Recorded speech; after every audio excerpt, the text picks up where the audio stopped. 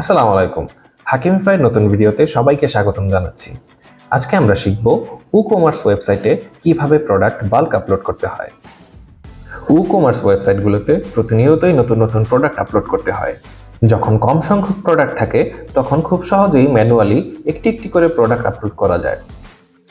কিন্তু প্রোডাক্টের সংখ্যা যখন অনেক বেশি থাকে তখন একটি একটি করে আপলোড করা খুবই সময় সাপেক্ষ এবং কষ্টসাধ্য।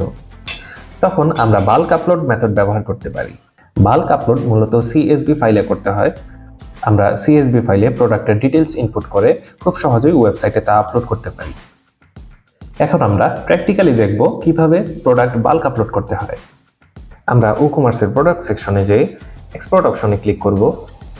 তখন জেনারেট CSV তে ক্লিক করব। আমাদের CSV ফাইলটি ডাউনলোড হয়ে গেছে। ফাইলটি ওপেন করলে আমরা সাধারণত প্রোডাক্ট কোন ফরম্যাটে কোথায় ইনপুট করা রয়েছে তা দেখতে পারবো। আমরা দেখতে পাচ্ছি এখানে প্রোডাক্ট আইডি নামে একটি অপশন রয়েছে। এটি মূলত আপনার ওয়েবসাইটের সকল প্রোডাক্টের একটি সিরিয়াল নাম্বার, এবং আমরা যখন নতুন প্রোডাক্ট আপলোড করব তখন ঠিক এর শেষের নাম্বারের পর থেকেই ইনপুট করব। তারপর রয়েছে প্রোডাক্ট টাইপ, সেখানে আমরা প্রোডাক্টটি সিম্পল নাকি ভেরিয়েবল সেটা ডিফাইন করে দিব। তারপরের অপশনটি রয়েছে SKU, এটি মূলত আপনার প্রোডাক্ট কোড। এখানে আমরা প্রোডাক্টের SKUটি লিখে দিব। তারপরের অপশনটিতে আমরা প্রোডাক্ট টাইটেল লিখব। পরের অপশনটিতে আমরা দেখতে পাচ্ছি সেটা পাবলিশড অর নট, সেটা যদি পাবলিশড করতে চাই তাহলে আমরা 1 দিব। প্রোডাক্টটি যদি আমরা ফিচার প্রোডাক্ট হিসেবে অ্যাড করতে চাই তাহলে এখানে 1 দিয়ে দিব।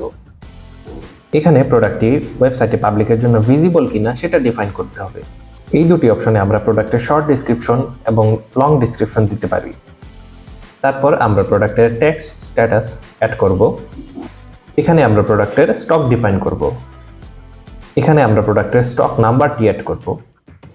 এই জায়গাগুলোতে প্রোডাক্টের কোনো ব্যাক অর্ডার আছে কিনা বা কোনো ইন্ডিভিজুয়ালি সোল্ড করা যাবে কিনা সেই জায়গাগুলো ডিফাইন করা যায়। এই অপশনটিতে আমরা যদি কাস্টমারের রিভিউ অ্যালাউ করি তাহলে আমরা 1 দিয়ে দিব। এখানে আমি প্রোডাক্টের প্রাইস অ্যাড করব। ক্যাটাগরি অপশনে প্রোডাক্টটি কোন ক্যাটাগরিতে আপলোড হবে সেটি ডিফাইন করে দেওয়া যাবে। ইমেজ অপশনে আমি ওয়েবসাইটের মিডিয়া লাইব্রেরি থেকে যে ইমেজের যে লিঙ্কটা রয়েছে সেটা এখানে ইম্পোর্ট করব। এই ফাইলটি যদি আমি এখন ইম্পোর্ট করি খুব সহজেই ওয়েবসাইট প্রোডাক্টের ইনফরমেশনগুলো নিয়ে নিবে এবং তা আপলোড করে দিবে। তো ভিউয়ার্স, এই ছিল আমাদের আজকের ভিডিও।